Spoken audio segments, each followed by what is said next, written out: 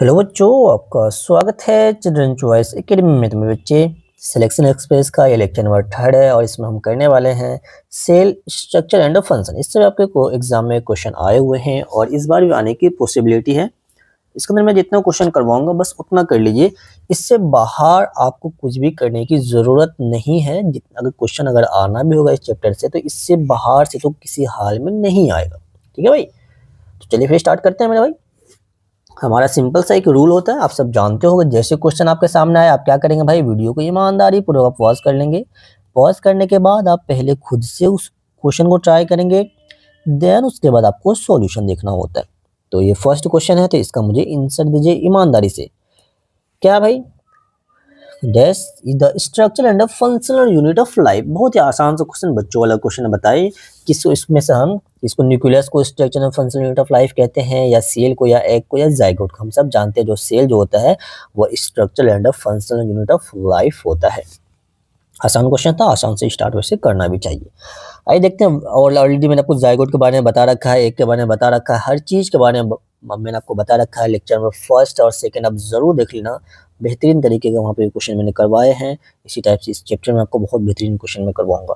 चलिए next question देखते हैं। क्वेश्चन नंबर सेकंड इसमें पूछा है कि बताएंगे कि power house of the cell हम इसमें से किसको कहते हैं, कौन से सेल ऑर्गेनेल को हम power house of the cell कहते हैं। क्या लाइसोसोम को कहते हैं, या राइबोसोम को कहते हैं, या माइटोकॉन्ड्रिया न्यूक्लियस। बहुत बच्चों को इन सब में कंफ्यूजन होता है, तो आज मैं आपको ये सारा कंफ्यूजन को दूर कर देता हूँ मेरे भाई। जो लाइसोसोम होता है ना, इसको हम कहते हैं सुसाइडल बैग, है ना। इसको क्या कहते हैं, सुसाइडल बैग कहते हैं, याद रख लीजिएगा ये चीज। और इसी को हम कहते हैं डाइजेशन, डाइजेशन भी इसी को कहते हैं, या इसको डाइजेस्टिव सिस्टम बोलते हैं सेल के लिए, है ना। तो अगर आपसे कभी पूछा जाए कि बताओ सेल के अंदर जो डाइजेशन होता है वो कौन से सेल ऑर्गेनेल से में होता है, आप क्या बोलेंगे, लाइसोसोम में होता है। और जो राइबोसोम होता है मेरे भाई, इसको हम कहते हैं प्रोटीन फैक्ट्री। इसको हम क्या कहते हैं, प्रोटीन फैक्ट्री, या इसको आप बोल सकते हो प्रोटीन सिंथेसिस। कहाँ पर होता है, यहीं पे होता है, लेकिन सिंपल वर्ड में इसको हम बोले तो इसको कहते हैं प्रोटीन फैक्ट्री। भाई फैक्ट्री मतलब वहाँ पे उसका सिंथेसिस हो रहा होगा। तो आपके एग्जाम में कभी भी ये क्वेश्चन पूछ लिया जाएगा, बताओ प्रोटीन फैक्ट्री किसको कहते हैं, आप क्या बोलोगे, राइबोसोम को कहते हैं। और साथ के साथ जो आपका माइटोकॉन्ड्रिया होता है इसी को हम कहते हैं power house of the cell. तो माइटोकॉन्ड्रिया को power house of the cell भी कहते हैं। और इसी को कहते हैं हम एनर्जी, है ना, एनर्जी प्रोडक्शन भी यहीं पे होता है। तो energy house of the cell बोले तो आप क्या बोलोगे, माइटोकॉन्ड्रिया। अगर आपसे एग्जाम में पूछ लिया जाए बताओ एटीपी सिंथेसिस कहाँ पर होता है, आप क्या बोलोगे, माइटोकॉन्ड्रिया। अगर आपसे पूछा जाए कि power house of the cell क्या किसको कहते हैं, आप क्या बोलोगे, माइटोकॉन्ड्रिया। ये 3 क्वेश्चन इससे बनेंगे, इससे ज्यादा आपके एग्जाम में क्वेश्चन नहीं आएगा। आते हैं न्यूक्लियस मेरे भाई। तो न्यूक्लियस होता है, इसको हम कहते हैं कंट्रोल सेंटर, या वन वर्ड में बोले तो इसको ब्रेन कहते हैं, ब्रेन ऑफ सेल इसी को कहते हैं। और इसी को कहते हैं कंट्रोल सेंटर, क्योंकि सेल के अंदर जैसे हमारे बॉडी के अंदर जो भी फंक्शन वगैरह हो रहा होता है उसको कंट्रोल कौन करता है, हमारा ब्रेन कंट्रोल करता है। उसके अकॉर्डिंग हम कोई भी काम वगैरह करते हैं। उसी टाइप से जो सेल होता है, देखो जैसे ये सेल है तो इसके सेंटर पे होता है एक न्यूक्लियस, है ना। इसके सेंटर पे क्या होता है, न्यूक्लियस होता है। तो यही, और जो जैसे मैंने आपको बताया लाइसोसोम, देखो मैं आपको एक स्ट्रक्चर यहाँ पे बता देता हूँ साथ के साथ, ताकि आपके दिमाग में अभी फिट हो जाएगा ना, फिर आप भूलोगे नहीं। ये पूरा एक क्या हो गया मेरे भाई, ये आप सेल का स्ट्रक्चर है, इसके बीच में मैं बना रहा हूँ, ये आपका न्यूक्लियस हो गया। अब देखो ये फिल होता है किससे, ये साइटोप्लाज्मा से फिल होता है। मैं आपको बना ही देता हूँ, आप भी क्या याद करोगे हमें। तो सारा क्वेश्चन अगर ये इस डायग्राम को आप अच्छे से समझ लेते हो तो मैक्सिमम क्वेश्चन आपका यहीं से सॉल्व हो जाएगा। चलिए, और इसके अंदर होता है, मैं बस नॉर्मल से बना रहा हूँ, है ना, स्ट्रक्चर। बच्चे उसको जज ना करना, सर ये तो ऐसा स्ट्रक्चर होता है वैसा स्ट्रक्चर होता है, वो मैं बस आपको समझाने के लिए बना रहा हूँ। मान लेता हूँ ये आपका है राइबोसोम है, ये मान लेता हूँ माइटोकॉन्ड्रिया है, ठीक है भाई, है ना, माइटोकॉन्ड्रिया। उसके बाद और भी स्ट्रक्चर गोल्जी बॉडीज वगैरह होते हैं, सब चीज मैं मान लेते बना देता हूँ यहाँ पे। चलिए अब इसका थोड़ा सा मैं नाम लिख देता हूँ ताकि आप समझ सकें। देखो ये आपका सेल का स्ट्रक्चर है। आपको पता है जो सेल का जो आउटर स्ट्रक्चर होता है उसको हम क्या कहते हैं मेरे भाई, सेल मेम्ब्रेन। ये आपका क्या कहलाता है, सेल मेम्ब्रेन, जिसको हम प्लाज्मा मेम्ब्रेन भी कहते हैं। बहुत बच्चे ये ना बोलना सर इसको प्लाज्मा में, दोनों नाम सेम है भाई। अब देखो ये जो है, ये जो मैंने बनाया है ये आपका न्यूक्लियस है। ये क्या है मेरे भाई, ये है न्यूक्लियस। और ये जो आप देख रहे हो ना, ये कलर का क्या बोलते हैं इसको, कौन सा कलर, आसमानी कलर, है ना, जो भी कलर है समझ लेना।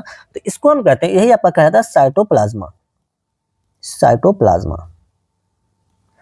और मेरे दोस्त मैं आपको यहाँ पे स्पेशल नाम से लिख देता हूँ, मान लेता हूँ, मान के मैं चल रहा हूँ कि इसको मैंने मान लिया राइबोसोम, इसको मैंने क्या माना है, राइबोसोम माना है।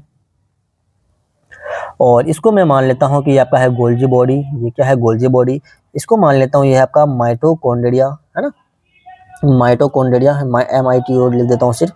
ये आपका क्या है मेरे भाई, माइटोकॉन्ड्रिया है। और इसको मैं मान लेता हूँ कि ये आपका है लाइसोसोम। और ये सब डीएनए आरएनए जेनेटिक मटेरियल वो आपके एग्जाम में नहीं आता, इसलिए हम इसको छोड़ देते हैं। तो अब देखो एक एक इसका मैं फंक्शन, आपसे एग्जाम में क्या पूछा जाता है, आप समझते हैं क्वेश्चन को। आपसे पूछा जाता है कि बताओ जो कंट्रोल सेंटर होता है सेल का, किसी भी सेल का जो कंट्रोल सेंटर होता है, जो हर चीज को कंट्रोल करता है, उसको हम क्या कहते हैं, वो क्या कहलाता है, उसी को कहते हैं हम न्यूक्लियस। इसको हम क्या कहते हैं, न्यूक्लियस कहते हैं। और ये सेल का जो भी फंक्शन होने वाला होता है सबको कंट्रोल करता है। और एग्जाम आपसे पूछा जाता है कि जेली लाइक सब्सटेंस बताओ जो कि सेल मेम्ब्रेन और न्यूक्लियस के बीच में प्रेजेंट होता है, उसको हम क्या कहते हैं। देखो ये आपका न्यूक्लियस हो गया, ये आपका देखो ये आपको सॉरी ये आपका क्या हो गया भाई, ये आपका सेल मेम्ब्रेन हो गया और ये आपका न्यूक्लियस हो गया। इसके बीच में जो ये जेली लाइक सब्सटेंस प्रेजेंट है, इसको हम क्या कहते हैं, यही तो आपका साइटोप्लाज्मा है, तो ये आपका साइटोप्लाज्मा हो गया। और मेरे भाई जो राइबोसोम का फंक्शन है मैंने आपको बता दिया। देखो आपसे पूछा था राइबोसोम बताओ कहाँ पर प्रेजेंट होता है, तो देखो कहाँ पे प्रेजेंट है भाई, ये तो साइटोप्लाज्मा में प्रेजेंट है सर। तो बिल्कुल सर आप साइटोप्लाज्मा बोलेंगे। अब बच्चे ये ना बोलना सर ये तो रफ एंडोप्लाज्मिक रेटिक्यूलम, बिल्कुल भाई वहां पे भी होता है ये, और ये क्लोरोप्लास्ट में भी होता है, माइटोकॉन्ड्रिया में भी होता है। लेकिन आपके एग्जाम के पॉइंट ऑफ व्यू से मैं जो बता रहा हूँ उसको समझने की कोशिश करेंगे। देखो जो राइबोसोम होता है कहाँ पे प्रेजेंट है, साइटोप्लाज्मा में होता है। पूछा था गोल्जी बॉडी बताओ कहाँ प्रेजेंट होता है, सर साइटोप्लाज्मा में प्रेजेंट होता है। पूछा था लाइसोसोम बताओ कहाँ पे प्रेजेंट होता है, साइटोप्लाज्मा में। पूछा था माइटोकॉन्ड्रिया कहाँ पर प्रेजेंट होता है, आप क्या बोलोगे, ये सब के सब साइटोप्लाज्मा में प्रेजेंट होता है। और हम इन सबको ही कहते हैं सेल ऑर्गेनेल्स। ये सब क्या कहलाता है मेरे भाई, सेल ऑर्गेनेल्स कहलाता है। आई होप कि आपको ये बेसिक सा कंसेप्ट समझ में आया होगा। बाकी मैं एक एक फंक्शन जो क्वेश्चन आते रहेंगे मैं आपको फंक्शन वहां पे करवाता रहूंगा। तो ये समझ में आया, लाइसोसोम को कहते हैं सुसाइडल बैग, और यहीं पे डाइजेशन का प्रोसेस होता है। राइबोसोम में होता है प्रोटीन सिंथेसिस, प्रोटीन फैक्ट्री से वो कहते हैं। माइटोकॉन्ड्रिया में एनर्जी बनता है इसलिए उसको power house of the cell कहते हैं। न्यूक्लियस को हम ब्रेन कहते हैं क्योंकि ये सेल का एक एक हर एक फंक्शन को ये कंट्रोल करता है। नेक्स्ट क्वेश्चन देखें, क्वेश्चन नंबर सेकंड देखो, किचन ऑफ द सेल। अरे मेरे बच्चे किचन ऑफ द सेल किसको कहोगे आप, बेहतरीन सा क्वेश्चन। राइबोसोम को क्या बोलोगे जल्दी से, अब तो आपको याद हो गया होगा सर ये तो प्रोटीन फैक्ट्री है। लाइसोसोम को क्या बोलोगे सर, ये तो सुसाइडल बैग है, यहाँ पे डाइजेशन होता है। माइटोकॉन्ड्रिया को क्या बोलोगे सर, यहाँ पे आपने तो बताया इसे power house of the cell कहते हैं, एनर्जी का यहाँ पे प्रोडक्शन होता है सर। यहाँ पे क्या हो रहा था सर, यहाँ पे एटीपी बन रहा था, ये सारा काम किसका था, माइटोकॉन्ड्रिया। तो ये तीनों तो होंगे नहीं, तो क्या बचा भाई, क्लोरोप्लास्ट। क्लोरोप्लास्ट को क्या कहते हैं, किचन ऑफ द सेल। देखो यहाँ पे किचन ऑफ द सेल में बच्चे थोड़ा सा कभी कभी क्वेश्चन आपको तो घुमा के दे देना। देखो किचन ऑफ द सेल में अगर आपसे क्लोरोप्लास्ट गिवन ना हो एग्जाम में, इसलिए बता रहा हूँ, इन केस अगर आपको एग्जाम में क्लोरोप्लास्ट गिवन नहीं हो तो आप क्या करेंगे, उसको समझने की जरा सा कोशिश करते हैं। देखो क्लोरोप्लास्ट जो होता है मेरे भाई, हम सब जानते हैं ये प्लास्टिड ही होता है। ये क्या होता है, प्लास्टिड। आपको पता है प्लास्टिड को हम 3 पार्ट में डिवाइड करते हैं। एक होता है आपका क्लोरोप्लास्ट, एक होता है क्लोरोप्लास्ट, एक होता है क्रोमोप्लास्ट, और एक होता है ल्यूकोप्लास्ट। चलो उसको छोड़ देते हैं। तो अब मेरे कहने का मतलब ये, मैं ये समझाना चाह रहा हूं कि अगर kitchen house of the cell बोल दे, अगर ऑप्शन में अगर आपको यहाँ पे क्लोरोप्लास्ट गिवन ना हो, प्लास्टिड, तो आप प्लास्टिड लगाएंगे, ठीक है। अगर सिर्फ और सिर्फ क्लोरोप्लास्ट गिवन हो तो आप क्लोरोप्लास्ट लगाएंगे। अगर ये दोनों गिवन हो और बोथ का ऑप्शन हो तो आप बोथ लगाएंगे। अगर ये दोनों गिवन हो और बोथ का ऑप्शन नहीं हो तो फिर क्या लगाएंगे सर, फिर आप क्लोरोप्लास्ट को लगाएंगे, ठीक है। फिर आप क्या लगाएंगे, क्लोरोप्लास्ट। समझ में आया। तो ये कंफ्यूजन होता है बच्चों का, आप जब प्रैक्टिस करते हो वहां पे ऐसे क्वेश्चन आपको देखने को मिल जाता है। नेक्स्ट क्वेश्चन देखो, क्वेश्चन नंबर 4, इसमें है control unit of the cell. बताएंगे सेल के अंदर जो कंट्रोल यूनिट है उसको हम क्या कहेंगे। यूनिट पूछा है, कंट्रोल सेंटर अगर पूछ लेता फिर आपका आंसर हो जाता है न्यूक्लियस। अगर यहाँ पे कंट्रोल, अच्छा कंट्रोल न्यूक्लियस ही गिवन ही है भाई, तो और कहाँ जाएंगे आप। तो कंट्रोल यूनिट आप पूछे भाई आप क्या बोलोगे, कंट्रोल यूनिट पूछा आप क्या बोलोगे, मुझे जीन समझ में, अगर जीन होता ना फिर आप जीन बोलते, अगर जीन होता तो फिर क्या बोलते, जीन बोलते। तो control unit of the cell क्या है, न्यूक्लियस को मैंने बताया, control centre of the cell उसी को कहते हैं, mitochondria power house of the cell. और प्लास्टिड के बारे में मैं आपको एक चीज और बता दूं, इसको नॉर्मल वर्ड में इसको हम बोलते हैं फूड स्टोरेज। अगर आपसे पूछा जाए बताओ फूड स्टोर कहाँ पर होता है? तो वैक्यूल में तो होता ही होता है, बच्चे बोलेंगे वैक्यूल। अगर भाई मैंने भाई वैक्यूल अगर ना गिवन हो आपके एग्जाम में तो आप क्या बोलोगे? आप बोलोगे सर प्लास्टिक के अंदर भी क्या होता है? फूड का स्टोरेज होता है।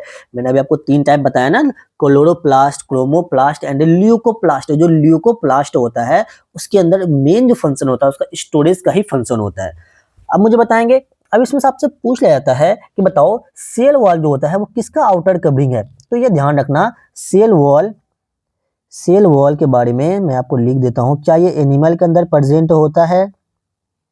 ना भाई, एनिमल के अंदर सेल वॉल प्रेजेंट ना होता है। क्या सर ये प्लांट के अंदर होता है? बिल्कुल मेरे भाई, ये प्लांट के अंदर होता है प्रेजेंट। और प्लांट के अंदर जो होता है ये आउटर मोस्ट सेल होता है। ठीक है, चलो एक चीज में यहाँ पे एक तो समझ में आया कि ये जो सेल वॉल होता है सिर्फ और सिर्फ प्लांट के अंदर होता है, एनिमल के अंदर नहीं होता है। तो एक चीज मैं आपको यहाँ पे लिखना चाहूंगा, एक चीज मैं आपको यहाँ पे बताना चाहूंगा। क्वेश्चन अगर आपके एग्जाम में आ जाए कि आउटर मोस्ट सेल, क्या पूछा जाए कि outer most layer of, 2 option रहेगा आपको। अगर आपसे पूछा जाएगा एनिमल का बताओ आउटर मोस्ट लेयर क्या होता है मेरे भाई, और पूछा जाएगा बताएंगे मेरे भाई प्लांट का क्या होता है, आप क्या बोलोगे? जल्दी से आंसर दो, दो मेरे बच्चे आंसर दें, जल्दी से दे। अगर आपसे पूछा जाए outer most layer of animal बोले तो आप क्या बोलेंगे? सर प्लाज्मा मेम्ब्रेन, प्लाज्मा, उसी को हम सेल मेम्ब्रेन भी कहते हैं ना, उसी को हम क्या कहते हैं? सेल मेम्ब्रेन भी। अगर आपसे पूछा जाए आउटर मोस्ट लेयर, अगर आपसे क्या पूछा जाए कि outer most layer of plant है तो फिर वहां पे आप प्लाज्मा मेम्ब्रेन ना लगाएंगे, वहां पर आप लगाएंगे सेल वॉल। वहां पे आप क्या लगाएंगे मेरे दोस्त? सेल वॉल लगाएंगे। तो सेल वॉल के बारे में एक चीज और आपको पता होना चाहिए, ये जो होता है ये होता है डेड लेयर। ये कैसा होता है? ये मरा हुआ होता है, ये डेड होता है। ठीक है, ये कैसा होता है? आपसे पूछा जाए बताएंगे इसमें से कौन सा ऐसा लेयर है जो कि डेड है, आप क्या बोलोगे? जो सेल वॉल जो होता है सर वो मरा हुआ होता है, और ये प्लांट में प्रेजेंट होता है, ये एनिमल में प्रेजेंट नहीं होता। और प्लांट का जो होता है आउटर मोस्ट लेयर जो होता है उसी को हम सेल वॉल कहते हैं। नेक्स्ट क्वेश्चन देखोगे, इस क्वेश्चन से पूछा गया है the cell membrane, the cytoplasm and the nucleus are included in, क्या पूछा है? The cell membrane, cytoplasm and nucleus are included, मतलब ये आप सेल मेम्ब्रेन को ले लो, साइटोप्लाज्मा को ले लो और न्यूक्लियस को ले लो, इन तीनों को एक साथ देखो, इसको, इसको और इसको, इन तीनों को एक साथ अगर हम एक नाम देना चाहें तो वो नाम क्या कहलाता है? यही आपसे पूछा गया है। तो याद रखिएगा, इन तीनों को एक साथ मिला के हम कहते हैं प्रोटोप्लाज्मा। याद कर लेना इसको, इसको क्या कहते हैं मेरे भाई? इसको कहते हैं हम प्रोटोप्लाज्मा कहते हैं। सो आपका करेक्ट आंसर चला जाएगा इसका ऑप्शन नंबर डी, इसका बिल्कुल यानी बिल्कुल करेक्ट आंसर है। गोल्जी बॉडी का यहाँ पे मैं आपको फंक्शन लिख देता हूँ क्योंकि मैंने अभी तो गोल्जी बॉडी का फंक्शन नहीं लिखा। गोल्जी कॉम्प्लेक्स है, देखो इसका नाम गोल्जी कॉम्प्लेक्स भी है, इसका नाम गोल्जी बॉडी भी है, इसी को हम गोल्जी एपरेटस भी कहते हैं। तीनों नाम इसी का है, गोल्जी कॉम्प्लेक्स, गोल्जी बॉडी और गोल्जी एपरेटस। तो कंफ्यूज ना होना नाम में। और इसका जो मेन फंक्शन होता है, इसका काम होता है पैकेजिंग करना। अगर आपसे कभी एग्जाम में आ जाए कि बताओ पैक करने का काम किसका होता है, आप क्या बोलोगे? गोल्जी बॉडी का। बोलेगा बताओ मॉडिफाई करने का काम किसका होता है? मॉडिफाई, मॉडिफाई नहीं, मॉडिफिकेशन या मॉडिफाई का किसका काम होता है? क्या बोलोगे सर? गोल्जी बॉडी का। सर ये दोनों क्या, किस चीज को पैक कर रहा है, ये किस चीज को मॉडिफाई कर रहा है? अरे मेरे दोस्त प्रोटीन को। किसको? प्रोटीन या लिपिड को, है ना। प्रोटीन आपके एग्जाम में आता है, प्रोटीन लिख लीजिए, लिपिड लिख लीजिए। इन दोनों को जो आपसे एग्जाम में पूछा जाएगा, बताओ प्रोटीन का सिंथेसिस कहां पर होता है? आप क्या बोलेंगे? राइबोसोम में। पूछा जाएगा प्रोटीन का मॉडिफिकेशन और पैकेजिंग कहां पर होता है? आप क्या बोलेंगे? गोल्जी कॉम्प्लेक्स में। नेक्स्ट क्वेश्चन चलिए देखते हैं, क्वेश्चन नंबर 6। इसमें पूछा है गोल्जी एपरेटस। भाई देखो क्वेश्चन आ चुका है, गोल्जी एपरेटस का क्या काम होता है, ये किस चीज में हेल्प करता है? तो भाई ये जो हेल्प करता है, क्या transportation of protein and lipid में हेल्प करता है, या फिर प्रोवाइडिंग एनर्जी करता है, या डाइजेशन में करता है, प्रोटीन सिंथेसिस में करता है? चलिए एक एक के बारे में यहाँ पे जरा सा हम समझने की कोशिश करते हैं।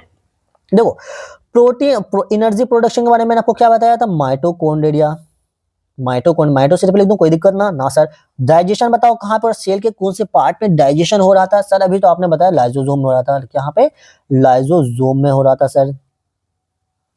प्रोटीन सिंथेसिस मैंने आपको क्या बताया था सर? अरे सर अभी तो आपने बताया कि ये राइबोसोम में हो रहा था। कहां पर? राइबोसोम में हो रहा था सर। तो आंसर क्या बता भाई? ऑप्शन नंबर ये इसका करेक्ट आंसर। तो देख लीजिए मैंने आपको यहाँ पे क्या बताया भाई, पैकेजिंग एंड मॉडिफिकेशन। इसका एक फंक्शन और होता है ट्रांसपोर्टेशन। तो कभी भी आपसे एग्जाम में पूछे transportation of protein and lipid कहाँ पे होता है? गोल्जी एपरेटस में। Modification of protein and lipid कहाँ पे होता है? गोल्जी एपरेटस में। एंड क्या बोलते हैं, एक और क्या रह गया? पैकेजिंग ऑफ प्रोटीन लिपिड क्या हो गया भाई, आप क्या बोलेंगे, गोल्जी apparatus में। तो इस तरीके से आप याद करते जाएं। चलिए नेक्स्ट क्वेश्चन देखते हैं। The cell in the human beings that changes, इससे बताएंगे ह्यूमन बींग्स के अंदर कौन सा ऐसा सेल है जो कि अपना शेप को चेंज कर सकता है। तो आपका आंसर इसमें क्या जाने वाला होगा, जैसे सर जो WBC होता है वो अपना शेप को चेंज कर सकता है। WBC बोले तो व्हाइट ब्लड सेल, एक WBC हो गया, और एक आप याद कर लेना, एक और याद कर लेना, एक और होता है आपका एम्यूबा, है ना। एम्यूबा सेल नहीं है बट एम्यूबा भी याद कर लीजिएगा। जो एम्यूबा होता है वो भी अपना शेप को चेंज कर लेता है। तो अगर अगर आपसे पूछा जाए बताओ इसमें से कौन सा ऐसा स्ट्रक्चर है जो कि अपने बॉडी शेप को चेंज कर लेता है, आप क्या बोलेंगे, एम्यूबा सर चेंज कर लेता है। नेक्स्ट क्वेश्चन देखेंगे, क्वेश्चन नंबर 8। इस क्वेश्चन आपसे पूछा गया है which component of cell responsible for the inheritance of the organism character. बताएंगे इसमें से सेल का कौन सा ऐसा कंपोनेंट है जो कि रिस्पॉन्स होता है इनहेरिटेंस। इनहेरिटेंस का मतलब क्या होता है, देखो इनहेरिटेंस का मतलब क्या होता है कि कैरेक्टर को ट्रांसफर करना एक पेरेंट से दूसरे पेरेंट में, कैरेक्टर को ट्रांसपोर्ट करने में हेल्प करना एक पेरेंट से, मतलब इस जनरेशन से नेक्स्ट जनरेशन में, उसको हम कहते हैं इनहेरिटेंस। डेफिनेशन आपके लिए जरूरत की चीज फिलहाल ना है, आप बस उसको समझ लीजिए। चलिए, तो पूछा गया है ये चीज तो होता है कहाँ पर प्रेजेंट होता है, क्या प्लास्टिड में होता है। अरे ना मेरे भाई, प्लास्टिड में तो क्या स्टोरेज का काम होता है ना, इसका तो मेन काम है स्टोरेज का। वैक्यूल का क्या काम है भाई, इसका काम भी स्टोरेज का है। तो वैक्यूल के बारे में एक चीज मैं आपको याद कर मैं लिखा दूं, इसका जो आउटर कवरिंग होता है उसको हम कहते हैं टोनोप्लास्ट। इसका जो लेयर होता है, लेयर ऑफ वैक्यूल, उसको हम क्या कहते हैं, टोनोप्लास्ट। ये भी आप याद रख लीजिएगा। और जो वैक्यूल होता है, ये इसका जो साइज होता है, साइज अगर आपसे पूछ लिया जाए बताओ वैक्यूल का साइज किसके अंदर बड़ा होता है मेरे भाई, एनिमल के अंदर बड़ा होता है या प्लांट के अंदर। जो लार्ज साइज होता है ना, लार्ज साइज, लार्ज जो होता है वो किसके अंदर होता है, और स्मॉल किसके अंदर होता है। तो आप क्या बोलेंगे सर, जो वैक्यूल का जो साइज होता है वो लार्ज होता है प्लांट के अंदर। वो लार्ज कहाँ पर होता है मेरे भाई, ये प्लांट के अंदर। और जो स्मॉल होता है वो एनिमल के केस में स्मॉल साइज होता है। माइटोकॉन्ड्रिया का मैंने कई चीज बता रखा है, तो इसका जो करेक्ट आंसर होगा वो क्रोमोसोम होगा। आपको क्रोमोसोम के बारे में मैं जरा सा बता दूं, जो क्रोमोसोम होता है ये कहाँ पर प्रेजेंट होता है मेरे भाई, जो सेल वाला पोर्शन था ना, सेल है ना, मैं आपको बताया अभी सेल, सेल के देखो ये सेल है और ये है आपका न्यूक्लियस। तो जो ये न्यूक्लियस वाला पोर्शन है ना, ये वाला न्यूक्लियस वाला पोर्शन, यहीं पे प्रेजेंट होता है क्रोमोसोम। ये कहाँ पर प्रेजेंट होता है, ये न्यूक्लियस में प्रेजेंट होता है, ये न्यूक्लियस में प्रेजेंट होता है। और क्रोमोसोम के अंदर एक प्रेजेंट होता है जीन, है ना। अगर यहाँ पे क्रोमोसोम भी गिवन हो और जीन भी गिवन हो तो आप आंसर जीन लगाएंगे, लेकिन आपसे कंपोनेंट पूछा तो आपका करेक्ट आंसर जाएगा क्रोमोसोम। पूछा ये जा सकता है क्रोमोसोम कहाँ पर प्रेजेंट होता है, सेल के कौन से पार्ट में प्रेजेंट होता है, आप क्या बोलेंगे, ये जो प्रेजेंट होता है ये न्यूक्लियस के अंदर प्रेजेंट होता है। क्वेश्चन नंबर आइए देखते हैं 9 में, इसमें पूछा गया है विच of the following is a non living part. अभी जस्ट मैंने आपको बताया था नॉन लिविंग पार्ट में, एक तो हमने आपको बताया क्या, एक हमने आपको बताया था अभी, जल्दी बोलो, सेल वॉल सर बताया था आपने, बिल्कुल सर सेल वॉल के ऑप्शन में ना सर, सेल वॉल तो नहीं है। तो साथ के साथ एक और बता देते हैं भाई जो इसमें गिवन है, क्या दिक्कत है, टेंशन तो लेने को है नहीं अपने भाई को। तो एक होता है ग्रेन्यूल्स, एक क्या होता है, ग्रेन्यूल्स। ग्रेन्यूल्स मतलब होता है फूड पार्टिकल, है ना, ग्रेन्यूल्स इसका मतलब क्या होता है, फूड पार्टिकल। तो फूड पार्टिकल भाई बिल्कुल नॉन लिविंग ही होगा, है ना, खाने पीने का चीज तो क्या लिविंग होता है ना भाई, बिल्कुल नॉन लिविंग होता है सर। तो बिल्कुल आपका करेक्ट आंसर आ जाएगा ऑप्शन नंबर ए, इसका करेक्ट आंसर है। माइटोकॉन्ड्रिया मैंने बता रखा है, राइबोसोम का मैंने फंक्शन बता दिया है। अब आते हैं जरा सा सेंट्रियोल का, सर इसका क्या फंक्शन है। देखो भाई ये इसको याद रख लीजिएगा, सेंट्रियोल एक ऐसा स्ट्रक्चर है जो कि ओनली प्रेजेंट इन, चलो प्रेजेंट को शॉर्ट में लिखते हैं, ओनली प्रेजेंट इन, कहाँ पे प्रेजेंट होता है, only present in animal cell. ये सिर्फ और सिर्फ एनिमल में प्रेजेंट होता है, प्लांट में ये प्रेजेंट नहीं होता है, याद रख लेना, only present in animal cell. अगर पूछा जाए एग्जाम में कि सिर्फ और सिर्फ एनिमल में इसमें से कौन सा स्ट्रक्चर प्रेजेंट होता है, आप क्या बोलेंगे, सेंट्रियोल्स प्रेजेंट होता है। बाकी हमने जो बताया माइटोकॉन्ड्रिया, राइबोसोम, ये सारे के सारे एनिमल में प्रेजेंट होते हैं, प्लांट में प्रेजेंट होते हैं। और इसका जो सर बताओ इसका फंक्शन क्या है सर, अरे बिल्कुल बताएंगे यार। इसका जो मेन फंक्शन होता है सेंट्रियोल का, सेल डिवीजन में हेल्प करता है, एनिमल के केस में सेल डिवीजन में हेल्प करता है। और एक स्ट्रक्चर जो यहाँ पे था प्लास्टिड, इसके बारे में याद रख लीजिएगा, ये सिर्फ और सिर्फ प्रेजेंट होता है, ओनली प्रेजेंट इन, कहाँ पे, इन प्लांट, तो ये सिर्फ और सिर्फ प्लांट के केस में प्रेजेंट होता है। देखो प्लास्टिड सिर्फ और सिर्फ प्लांट के केस में प्रेजेंट होता है, सेल वॉल सिर्फ और सिर्फ प्लांट के केस में प्रेजेंट होता है। उसी टाइप से सेंट्रियोल जो होता है वो सिर्फ और सिर्फ किसके केस में प्रेजेंट होता है, सिर्फ और सिर्फ एनिमल के केस में प्रेजेंट होता है। आइए देखते हैं क्वेश्चन नंबर 10। इस क्वेश्चन में पूछा गया प्लास्टिड बताओ कहाँ पे प्रेजेंट होता है। यही चीज मैंने बताया अभी जस्ट भाई, देखो आपका PYQ है ये, प्लास्टिड कहाँ पे प्रेजेंट होता है सर, ये आपने तो बताया only and only in plant cell में प्रेजेंट होता है। तो आई होप कि आपको ये सारी चीजें बहुत अच्छे तरीके से समझ में आ रही होगी, किसी को कोई दिक्कत कोई परेशानी कोई दुख तकलीफ नहीं हो रहा होगा। अगर कोई भी परेशानी होती है मेरे भाई, कोई दिक्कत होती है तो आप हमें कमेंट कर सकते हैं। ओनली सिर पे से एनिमल के अंदर कौन सा सेल प्रेजेंट है मेरे भाई, सेंट्रियोल्स। ठीक, नेक्स्ट क्वेश्चन देखिए। बाकी देखो बोथ एनिमल प्लांट भाई, जो भी माइटोकॉन्ड्रिया हमने बताया, राइबोसोम बताया, लाइसोसोम बताया, गोल्गी बॉडी बताया, न्यूक्लियस बताया, ये सारे के सारे एनिमल प्लांट दोनों में प्रेजेंट होते हैं। आइए देखते हैं क्वेश्चन नंबर 11। इसमें पूछा है nucleus is separated from the cytoplasm by, जो न्यूक्लियस होता है, न्यूक्लियस जो होता है वो सेपरेटेड, देखो यहाँ पे क्वेश्चन को समझिए। आपका देखो स्ट्रक्चर है सेल का, अरे भाई ये अंडे क्यों बने, अंडे ना बनने थे सेल बनने थे। चलो ये आपका देखो सेल है और ये आपका यहाँ पे प्रेजेंट होता है न्यूक्लियस, ये प्रेजेंट होता है न्यूक्लियस। बीच में बनो मेरे भाई, बीच में बन जा। चलो ठीक। अब देखो ये होता है साइटोप्लाज्मा, ये क्या है भाई, इसके चारों ओर क्या है, साइटोप्लाज्मा है। तो आपसे पूछा गया है क्वेश्चन में कि बताओ जो न्यूक्लियस होता है ये सेपरेट होता है इस साइटोप्लाज्मा से किसके हेल्प के थ्रू, क्या ये सेल मेम्ब्रेन के थ्रू होता है ना भाई, सेल मेम्ब्रेन तो ये आउटर स्ट्रक्चर है, इसको कट कर दीजिए। ठीक है, सेल वॉल ना भाई, ये भी आउटर स्ट्रक्चर कट कर दीजिए। प्रोटोप्लाज्मा भी नहीं है, मैंने आपको बताया प्रोटोप्लाज्मा क्या होता है, तो क्या बताया न्यूक्लियर मेम्ब्रेन। जो देखो ये जो न्यूक्लियस है इसका जो ये लेयर देख रहे हो, ये वाला लेयर, इसी लेयर को हम क्या कहते हैं, न्यूक्लियर मेम्ब्रेन। इसी लेयर को क्या कह लेते हैं भाई, न्यूक्लियर मेम्ब्रेन कहते हैं। और जो ये सेल का जो मेम्ब्रेन होता है इसको हम कहते हैं सेल मेम्ब्रेन। समझ में आया कुछ? यस सर आ गया सर, कोई दिक्कत ना सर, कोई भी दिक्कत ना है। आइए देखते हैं क्वेश्चन नंबर 12। क्वेश्चन नंबर 12 में आपसे पूछा गया है which cell organelle act as a control centre. अरे बच्चा ये तो आपके लिए हलवा वाला बात हो गया, हलवा हलवा खाओगे, खाओ लो भाई। किसको बोलेंगे, न्यूक्लियस को बोलेंगे सर। कंट्रोल सेंटर माइटोकॉन्ड्रिया बता दिया। बताओ प्लास्टिड के बारे में मुझे एक चीज और याद आ रहा है इसमें, देखो इसके बारे में मैंने आपको क्या बताया, सिर्फ और सिर्फ प्लांट के केस में प्रेजेंट होता है। इसके बारे में देखो 2-3 चीज मैं लिख देता हूँ, पता नहीं मेरा दिल कर रहा है भाई क्वेश्चन आ सकता है इसके इस बार आपके एग्जाम में। ये ओनली प्रेजेंट इन प्लांट, ठीक है। और जो होता है इसका जो मेन काम होता है क्या चीज का भाई, चलो मैं इसका तीनों टाइप लिख देता हूँ। ये देखो और इस अगर आपसे पूछ लिया जाए ना डायरेक्ट बताओ कि देखो इसको kitchen house of the cell कहते हैं, ऑलरेडी हमने बता रखा। Kitchen house of the cell इसको हम क्यों कहते हैं, क्योंकि इसके अंदर होता है फोटोसिंथेसिस। अगर आपसे कल के एग्जाम में पूछ लिया जाए बताओगे फोटोसिंथेसिस कौन से सेल ऑर्गेनेल्स में होता है, तो आप तो कंफ्यूज ना होगे ना, आप क्या बोलोगे सर प्लास्टिड में होता है। अब मुझे ये भी क्वेश्चन कर सकते हो सर हमें तो क्लोरोप्लास्ट पढ़ा है। अरे मेरे बच्चे देखो इसके जब टाइप आ जाते हैं, इसके टाइप 3 टाइप होते हैं इसके टाइप्स में।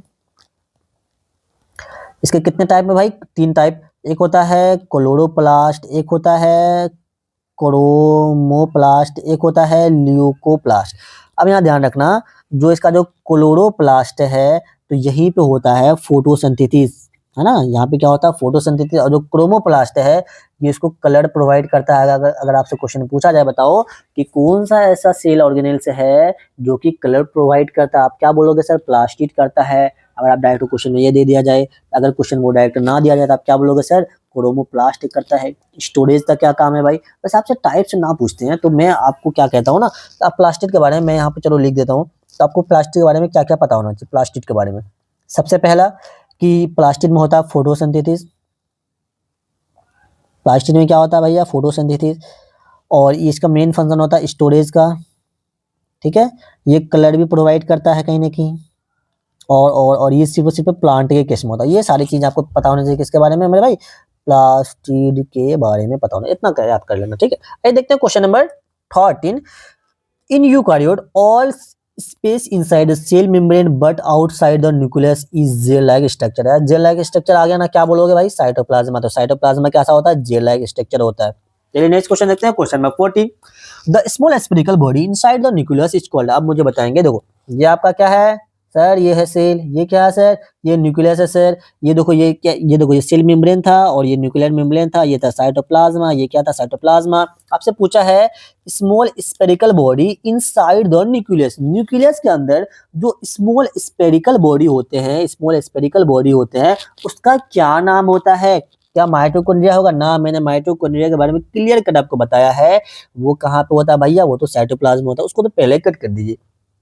अब देखो ये जो होता है क्रोमेटिन और न्यूक्लियस और क्रोमोसोम, ये तीनों के तीनों प्रेजेंट होते हैं, ये तीनों के तीनों प्रेजेंट होते हैं कहाँ पे? अरे अरे रुक जाओ भाई, हाँ, ये तीनों के तीनों प्रेजेंट होते हैं, प्रेजेंट इन।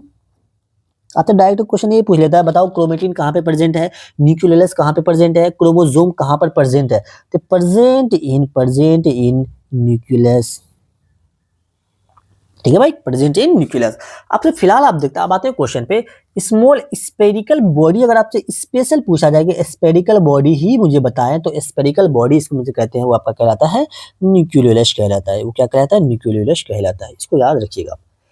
आइए देखते हैं क्वेश्चन नंबर 15, उसका तो एक फंक्शन होता है राइबोसोम का सिंथेसिस करना, जरूरत नहीं है आपको फिलहाल जानने की। आइए देखते हैं क्वेश्चन नंबर 15, इसमें बताइए which of the following cell does not possess nuclear membrane, इसमें से कौन सा ऐसा सेल है जो कि न्यूक्लियर मेम्ब्रेन नहीं होता, जिसके जिसके पास। देखो कभी भी आपसे एग्जाम में पूछा जाए कि बताओ न्यूक्लियर मेम्ब्रेन किसके पास है या नहीं है, कभी पूछा जाए न्यूक्लियर मेम्ब्रेन किसके पास नहीं है ना, नहीं वाला आप आ जाते हैं, नोट पोसेस, यहीं पे इसी लाइन को मैं यहाँ पे एक्सप्लेन कर देता हूँ आगे, नोट पोसेस न्यूक्लियर मेम्ब्रेन, तो आपके दिमाग में आना चाहिए एग्जांपल प्रोकारियोट्स, इसका एग्जांपल होता है, एग्जांपल एक होता है यूकारियोट, एक होता है प्रोकारियोट, इसका एग्जांपल होता है प्रोकारियोटिक सेल। क्या होता है भाई? प्रोकैरियोटिक सेल्स, याद रख लीजिएगा, प्रोकैरियोटिक सेल्स के अंदर कभी भी न्यूक्लियस मेम्ब्रेन नहीं होता है, पहला ये। दूसरा स्टेप आते हैं, अगर आपसे डायरेक्ट एक तो प्रोकैरियोट्स एग्जाम में गिवन हो सकता है, अगर एग्जांपल गिवन ना, अगर प्रोकैरियोट्स गिवन ना हो तो इसका एग्जांपल आता है, इसका एग्जांपल आता है भाई अच्छा मुझे बता दो प्रोकैरियोट्स के अंदर क्या क्या होता है, उसके अंदर क्या क्या इंक्लूडेड होते हैं। तो इसके अंदर जो होता है मेरे भाई एग्जाम्पल, इसका बेस्ट एग्जाम्पल होता है बैक्टीरिया। आप किसी भी टाइप का बैक्टीरिया ले लो, कोई सा भी बैक्टीरिया ले लो, उसको हम क्या कहते हैं?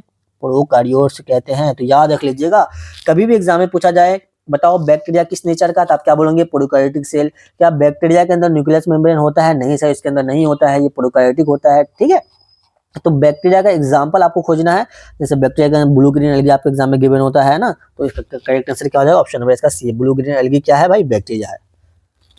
अभी देखते हैं क्वेश्चन नंबर 16, इस क्वेश्चन में पूछा गया है cellulose is made up of large number of, जो सेल्यूलोज होता है वो किससे बना हुआ होता है? यही क्वेश्चन आपके एग्जाम में एक बार आया हुआ और अच्छे तरीके से पूछा गया था, बताएंगे किससे बना हुआ?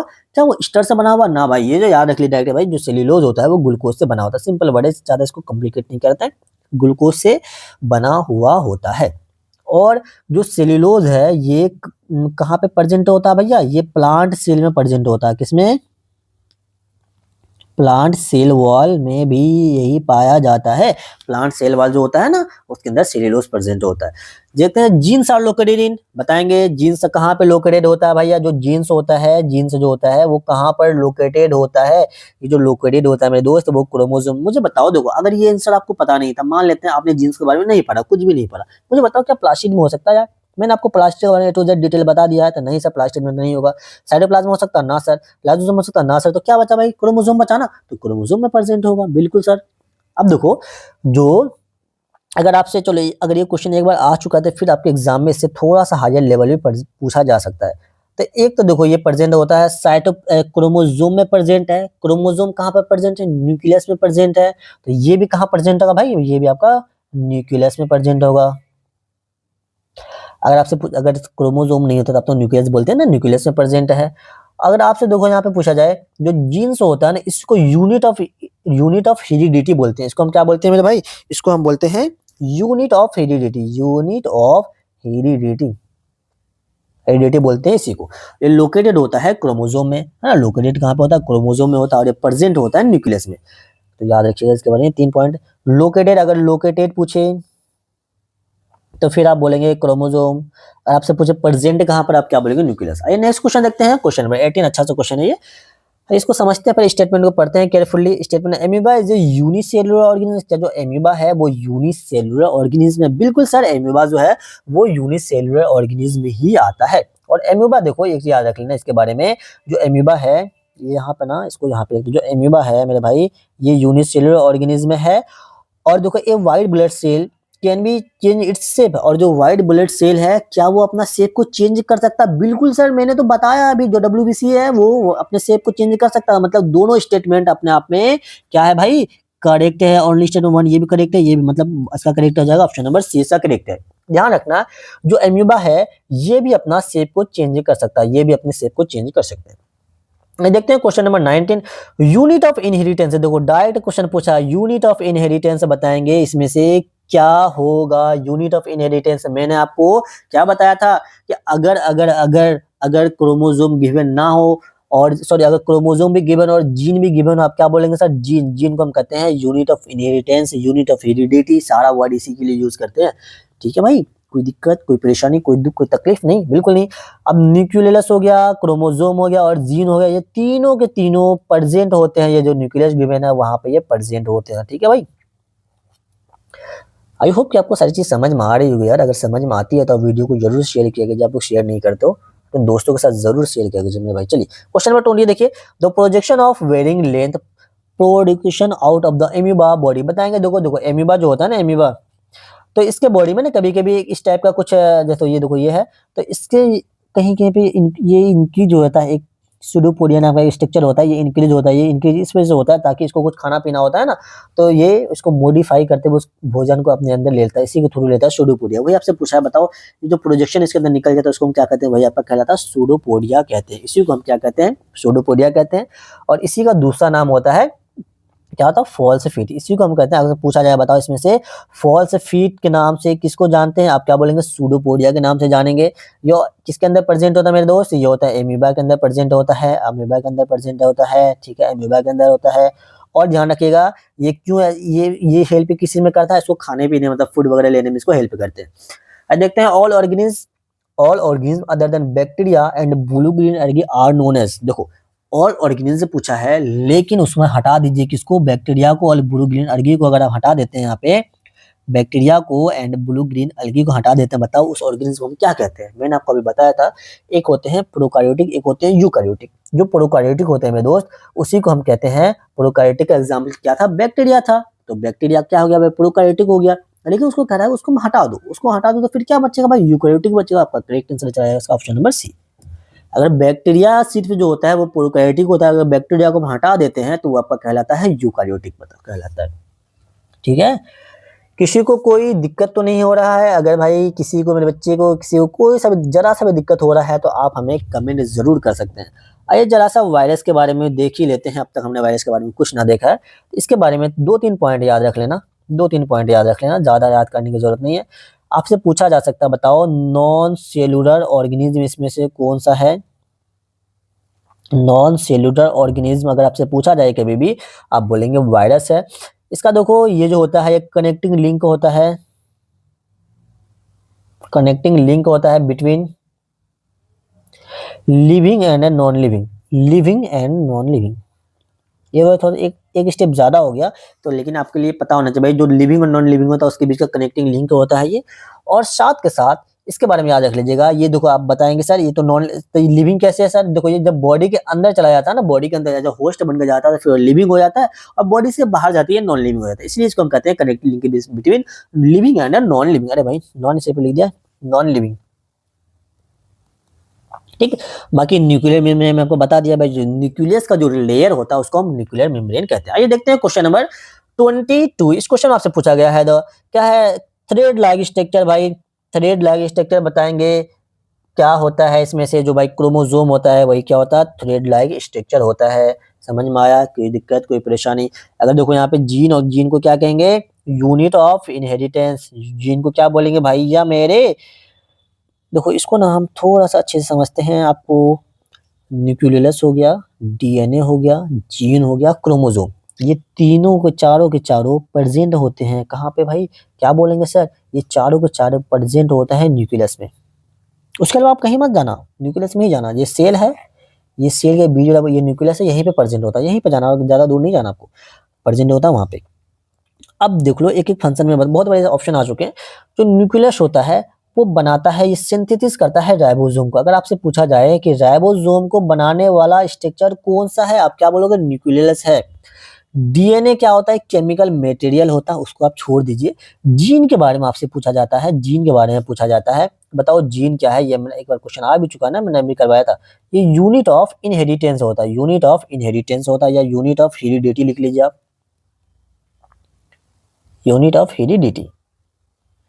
और जो क्रोमोसोम होता है भाई, ये होता है थ्रेड लाइक स्ट्रक्चर। कभी भी आपको थ्रेड लाइक स्ट्रक्चर बोल दिया, आप क्या बोलेंगे? क्रोमोसोम होता है। और क्रोमोसोम के ऊपर ही मान लेते हैं, देखो मान लेते हैं आपका क्रोमोसोम है, क्या बना रहे हो भैया ये, चलो ये मान लेता हूँ, यहाँ पर क्रोमोसोम है, तो इसके ऊपर ही प्रेजेंट होता है क्या? इसके ऊपर ही प्रेजेंट होता है जीन, प्रेजेंट होता है इसके ऊपर, ठीक है। क्रोमोसोम के ऊपर क्या प्रेजेंट होता है? जीन प्रेजेंट होता है। आइए देखते हैं क्वेश्चन नंबर 23, इसमें पूछा गया है लार्जेस्ट सेल बताएं इसमें से कौन सा है। कभी भी आपसे अगर लार्जेस्ट सेल पूछा जाए तो आप क्या बोलेंगे भाई? ऑस्टिच जो एग होता है वो होता है लार्जेस्ट सेल होता है। ऑस्टिच क्या होता है? Largest cell. आई होप कि आपको ये समझ में आएगा। देखो सेल अगर नॉर्मल आपसे पूछा जाए लार्जेस्ट सेल, आप क्या बोलेंगे? तब बोलेंगे ऑस्टिच एग। लेकिन मेरे दोस्त अगर आपसे पूछा जाए कि ह्यूमन बींग्स के अंदर, किसके अंदर? ह्यूमन्स के अंदर लार्जर सबसे लार्जेस्ट सेल कौन सा है और स्मॉलेस्ट सेल कौन सा है? Largest cell. और आपसे पूछा जाए अगर कि स्मॉलेस्ट सेल, तो आप क्या बोलेंगे? जल्दी बताओ, आपको पता है क्या ये चीज? देखो अगर सिर्फ स्पेशल अगर ह्यूमन, अगर यहाँ पे ह्यूमन मेजर कर दे, तो अगर आपसे पूछा है लार्जेस्ट सेल, तो आप क्या बोलेंगे? ओवम जो होता है, ओवम उसको वो लार्जेस्ट होता है। और जो स्मॉलेस्ट होता है, जो स्पर्म होता है, जो मेल गैमीट होता है, वो होता है स्मॉलेस्ट सेल। और जो फीमेल गैमीट होता है वो होता है लार्जेस्ट सेल। ह्यूमन बींग्स के अंदर स्पेशल, चाहे वो मेल हो या फीमेल हो, दोनों को मिला के बात हो रही है नॉर्मल। बताइए क्वेश्चन नंबर 24 देखो क्या है। Who discovered the cell? बताएंगे इसमें से सेल को, सेल का डिस्कवरी किसने किया था? कितना ही आसान सा क्वेश्चन, बच्चों वाला क्वेश्चन, 2 टका का क्वेश्चन। क्या बोलेंगे? Robert brown. अरे ना रे मेरे भाई, देखो ब्राउन में यहाँ पे एन आ रहा है ना, ब्राउन में देखो यहाँ पे, जरा रेड कलर कर दें इसको। ब्राउन में ये एन आ रहा है ना, एन, तो एन मतलब ये इन्होंने किसका डिस्कवरी किया था? इन्होंने न्यूक्लियस का डिस्कवरी किया था। इन्होंने किस चीज का डिस्कवरी किया था भाई मेरे? इन्होंने न्यूक्लियस का डिस्कवरी किया था। और जो रॉबर्ट हुक साहब थे, इन्होंने डिस्कवरी किया था सेल का। और जो एवी लिविन मतलब एंटोन वेन लिविनुक थे, इन्होंने क्या था डिस्कवरी? Living cell. अगर आपसे यहाँ पे क्या पूछ लिया जाए कि भाई लिविंग सेल का फर्स्ट लिविंग सेल, यहाँ क्या पे क्या लिख लो भाई? फर्स्ट लिविंग सेल अगर आ जाएगा, देखो यहाँ पे एल से लिविंग होगा ना, एल से लिविंग होगा, एल से लिविंग, याद रख लेगा, इस तरीका होता है याद रखने का। लिविंग सेल, अगर फर्स्ट लिविंग सेल का डिस्कवरी बात आ जाए तो आप क्या बोलेंगे? A B living hook. और सिर्फ अगर सिर्फ सेल दे दे तो आप क्या बोलेंगे? Robert Hooke. बाकी जो एस्ट्रॉन वगैरह थे, इन्होंने सेल थ्योरी वगैरह दिया था, वो आपके लिए जरूरत की चीज फिलहाल नहीं है, तो लिख लेता हूँ फिर भी। सेल, इन्होंने सेल थ्योरी दिया था। स्क्लेडन और एस स्वान 2 साइंटिस्ट है, इन दोनों मिलके क्या किया था भाई? सेल थ्योरी दिया। बाकी आर वर्च्यू थे, उन्होंने मॉडिफिकेशन वगैरह दिया था, वो जरूरत नहीं है, वो 11th वाले वगैरह पढ़ते हैं उसको। Future of following not a feature of cell, बताएंगे इसमें से सेल का फीचर कौन सा नहीं है? क्या मैंने देखो इसमें से सेल का फीचर कौन सा नहीं है? क्या बताएंगे अब इसका कौन सा फीचर नहीं है भाई? सेल का फीचर पूछ रहा है, कौन सा नहीं है? क्या सेल के अंदर क्या होता है भाई? सेल मेम्ब्रेन, बिल्कुल सर, ये सेल का फीचर है। ऑल सेल, देखो यहाँ पे ध्यान रखना, मैं थोड़ा कंफ्यूज हो जाता है भाई। हाँ देखो all cell, all cell, all cell, all cell. All जो सेल होता है भाई, देखो सेल होते हैं 2 टाइप के होते हैं, ऑल सेल की बात हो रही है। और जो सेल होते हैं वो 2 टाइप के होते हैं, एक होते हैं प्रोकैरियोटिक सेल, एक होते हैं, ये बहुत अच्छा क्वेश्चन यार, बहुत बेहतरीन, इसको मैं स्टार पॉइंट जरूर लगाने की कोशिश करूंगा। एक होते हैं प्रोकैरियोटिक सेल, एक होता है यूकैरियोटिक सेल। प्रोकैरियोटिक सेल के बारे में मैंने आपको क्या बताया है? ऐसा सेल जिसके अंदर न्यूक्लियस प्रेजेंट नहीं होता है, जिसके अंदर न्यूक्लियस प्रेजेंट नहीं होता है। और यूकैरियोटिक सेल, ऐसा सेल जिसके अंदर न्यूक्लियस प्रेजेंट होता है। कुछ आप बताओ इसमें से कौन सा ऐसा फीचर है जो कि क्या है, which not a feature of all cell, इसमें से कौन सा फीचर जो कि हर एक सेल में प्रेजेंट नहीं होता है? देखो साइटोप्लाज्म सेल मेम्ब्रेन जो है, ये प्रोकैरियोटिक में प्रेजेंट होता है, और यूकैरियोटिक, देखो ये प्रो में प्रेजेंट है और यू में भी प्रेजेंट होता है, मतलब ये तो दोनों में प्रेजेंट होता है। साइटोप्लाज्मा में मेरे भाई ये भी प्रोकैरियोटिक में प्रेजेंट है और ये यूकैरियोटिक में भी प्रेजेंट है, ठीक है भाई। तो मतलब ये दोनों तो फीचर है।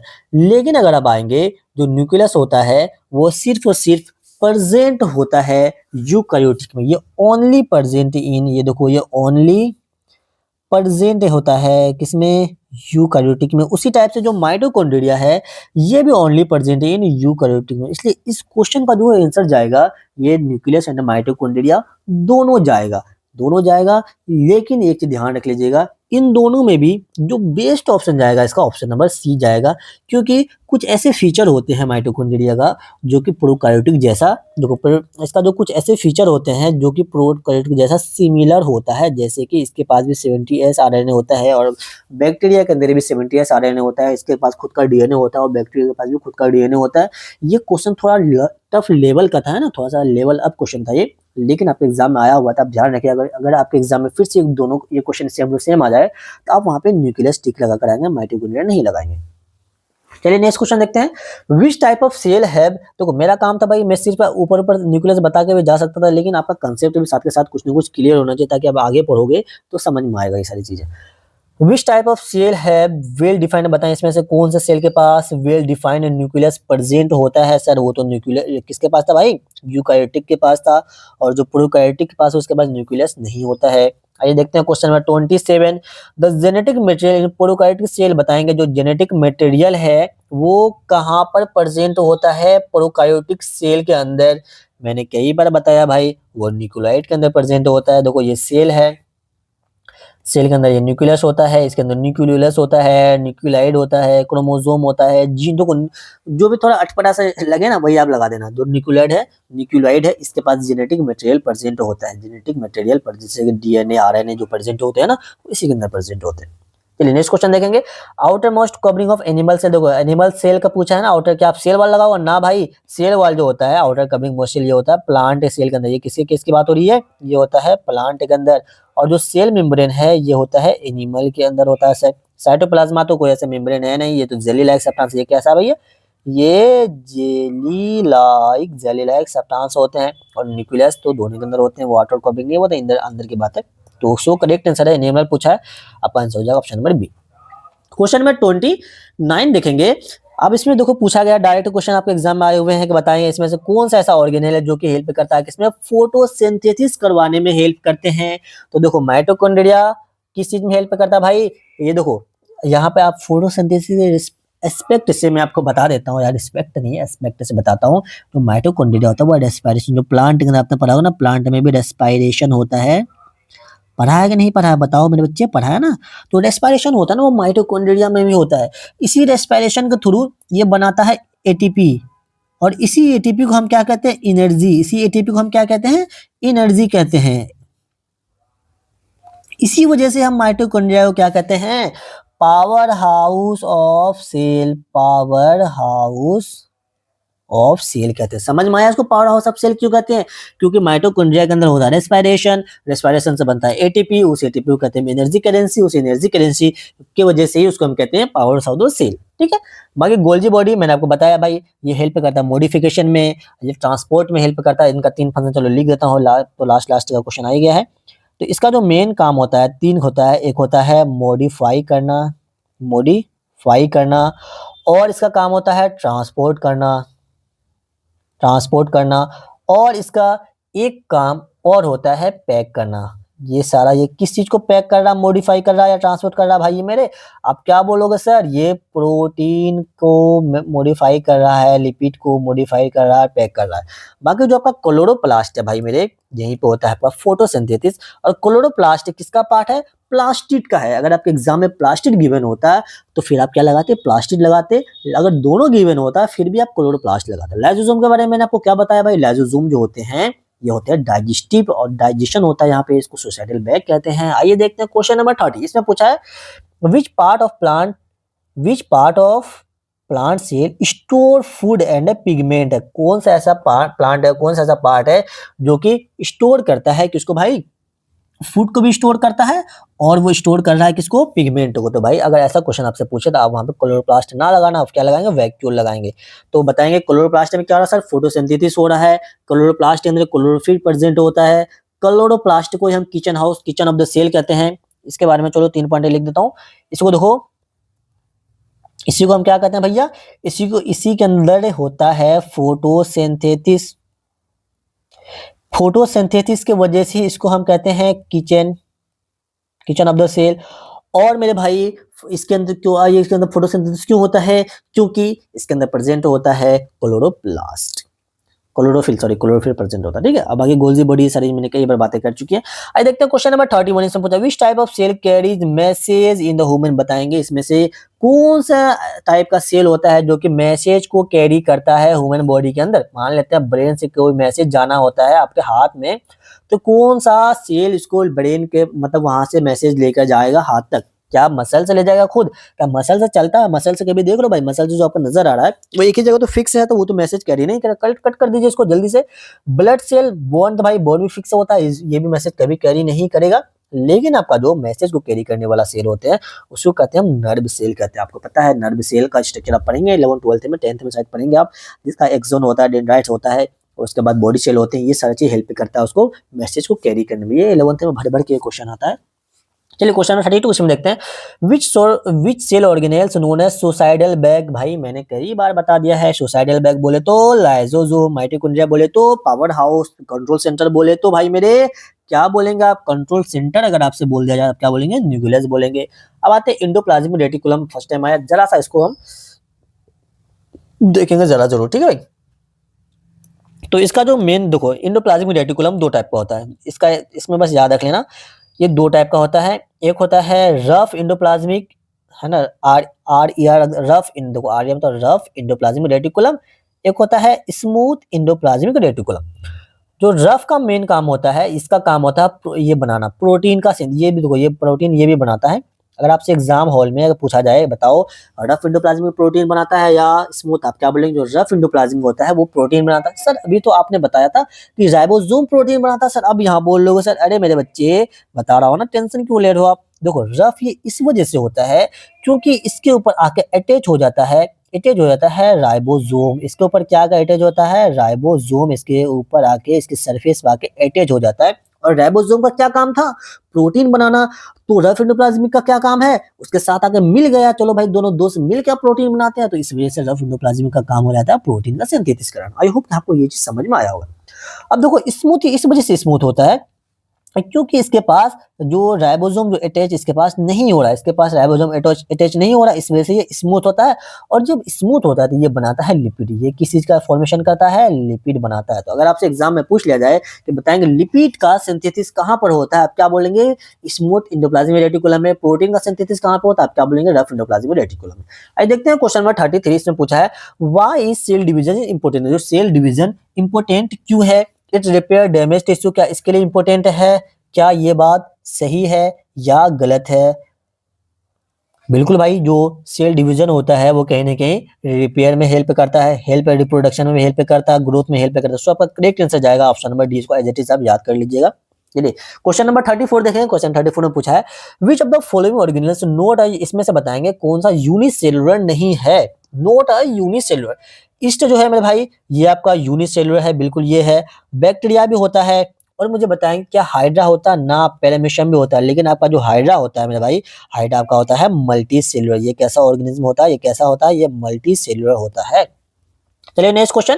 क्वेश्चन नंबर 35 पूछा है विच of the following organelles is large in animal. देखो लार्ज इन एनिमल और स्मॉल होता है प्लांट में। बताओ कौन सा सेल ऑर्गेनेल्स था? मैंने क्लियर कट अभी बॉक्स से बना के लिखा था भाई। क्या बोलोगे सर? वैक्यूल। सर बिल्कुल सर वैक्यूल बोलेंगे आप, जो कि एनिमल प्लांट के केस में ज्यादा होता है, लेकिन सर ये एनिमल के केस में होता है छोटू मोटू बच्चों। आइए देखते हैं लॉन्गेस्ट सेल पूछा, इस बार पूछा है कि लॉन्गेस्ट सेल फाउंड। देखो एक होता है लार्जेस्ट सेल, तो आप बोलेंगे लार्जेस्ट सेल में होता है ओस्ट्रिच एग। अगर आपसे पूछा जाए कि लॉन्गेस्ट सेल कौन सा होता है, तो आप क्या बोलेंगे लॉन्गेस्ट सेल में? क्या नर्व सेल बोलोगे या बोन सेल बोलोगे या एग सेल बोलोगे? जल्दी से बताओ मेरे भाई। यही होता है आपका नर्व सेल। जो नर्व सेल होता है ना वो होता है लॉन्गेस्ट सेल। चलिए देखते हैं नेक्स्ट क्वेश्चन। क्वेश्चन नंबर 37 में पूछा गया विच of the following statement true. आपसे पूछा इसमें बताएंगे ट्रू कौन होता है? यूकैरियोटिक से रिलेटेड। तो यूकैरियोटिक में ध्यान रख लीजिएगा, यूकैरियोटिक में क्या होता है? जिसके अंदर न्यूक्लियस, आप इसको ऑप्शन से समझते हैं। They do not have nuclear membrane. क्या यूकैरियोटिक के पास न्यूक्लियर मेम्ब्रेन नहीं होता? अरे भैया इसके पास तो न्यूक्लियर मेम्ब्रेन होता है। ये बात तो गलत हो गया। ये बात किसकी हो गई? ये प्रोकैरियोटिक की बात हो गई। ये प्रोकैरियोटिक में ये ये जो फीचर दे रखा है प्रोकैरियोटिक का दे रखा है। They have a well organised nucleus. बिल्कुल भाई यूकैरियोट्स के अंदर वेल ऑर्गेनाइज्ड न्यूक्लियस होते हैं, तो ये बात सही है। दे हैव न्यूक्लियर मेम्ब्रेन, बिल्कुल इसके पास न्यूक्लियर मेम्ब्रेन भी होते हैं। इसका blue green algae are eukaryotic cell. क्या ब्लू ग्रीन अलगी जो है वो यूकैरियोटिक सेल होता है? अरे भाई ब्लू ग्रीन अलगी क्या किस चीज का एग्जांपल है भैया मेरे? मैंने आपको क्या बताया, ये बैक्टीरिया। देखो कई बार क्वेश्चन आए ऐसे, ये आपका पीवाईक्यू ही है, ये बैक्टीरिया है। और अगर ये बैक्टीरिया है तो बैक्टीरिया कभी भी दिमाग में आए तो आपको दिमाग में आना चाहिए भाई वो प्रोकार्योट्स है। बैक्टीरिया जो होता है वो प्रोकार्योट्स से ही होते हैं, चाहे वो कोई भी बैक्टीरिया ले लो आप। तो ये बात भी गलत है। तो आपका करेक्ट पूछा, इसमें पूछा भैया कौन सा स्टेटमेंट ट्रू है, तो सेकंड एंड थर्ड। तो आपका करेक्ट आंसर ऑप्शन नंबर 20 का करेक्ट आंसर है। ये देखते हैं क्वेश्चन नंबर 38। इसमें पूछा है, इसमें करेक्ट स्टेटमेंट पूछा है। इसमें पूछा गया है कि ribosome are located on the chromosome. जो क्या जो राइबोसोम है वो क्रोमोसोम पे लोकेटेड होता है? अरे ना भाई, ये जो साइड मैंने क्या बोला था, राइबोसोम जो होता है वो साइटोप्लाज्मा में प्रेजेंट होता है। वो कहाँ पे होता है? साइटोप्लाज्मा में प्रेजेंट होता है। Cell is located in nucleus. क्या सेल? ना रे भाई, न्यूक्लियस देखो ये सेल है, ये सेल है, ये न्यूक्लियस है और ये साइटोप्लाज्मा है। ठीक है, ये सेल है, न्यूक्लियस, साइटोप्लाज्मा। अब देखो पूछ रहा, बोल रहा भाई सेल न्यूक्लियस में प्रेजेंट। अरे उल्टा बोल दिया भाई, न्यूक्लियस सेल में प्रेजेंट होता है। ये बात तो गलत है। तो फर्स्ट स्टेटमेंट भी गलत, सेकंड भी गलत। आपसे आगे देखिए पूछा है क्लोरोप्लास्ट आर लोकेटेड इन। अरे ना भाई, क्लोरोप्लास्ट किसका टाइप था? मैंने बताया था ना, क्लोरोप्लास्ट जो टाइप था वो था प्लास्टिड का। तो ये प्लास्टिड का टाइप है, ये बात भी गलत है। सेल मेम्ब्रेन सराउंडेड, बिल्कुल भाई ये जो सेल मेम्ब्रेन है ना, ये देखो ये सेल मेम्ब्रेन यही कहलाता है, ये सेल को सराउंडेड करके रखता है। मतलब कि सिर्फ ऑप्शन नंबर 4 इसका सही है। सो आपका करेक्ट आंसर जाएगा option number D. I hope कि आपको ये सारा क्वेश्चन अब हलवा लग रहा होगा। आइए देखते हैं क्वेश्चन नंबर लास्ट आज का, आई थिंक है लास्ट क्वेश्चन है। तो इसमें पूछा द कलर इंपोर्टिंग ऑर्गेनेल बताएंगे कौन सा ऐसा पार्ट है जिसके पास कलर होता है। तो मैंने क्या बताया भाई, प्लास्टिड होता है जिसके पास कलर होता है। कोई दिक्कत कोई परेशानी? अगर इसमें भी स्पेसिफिक पूछ लिया जाए, ये प्लास्टिक के 3 पार्ट होते हैं, फिर से मैं बता रहा हूँ। एक होता है क्लोरोप्लास्ट, एक होता है CHROMO, क्रोमो। एक होता है ल्यूको। अब इसमें देखो, जो क्लोरोप्लास्ट होता है इसका मेन काम होता है फोटोसिंथेसिस करवाना, इसी वजह से इसको हम क्या कहते हैं, kitchen house of the cell कहते हैं।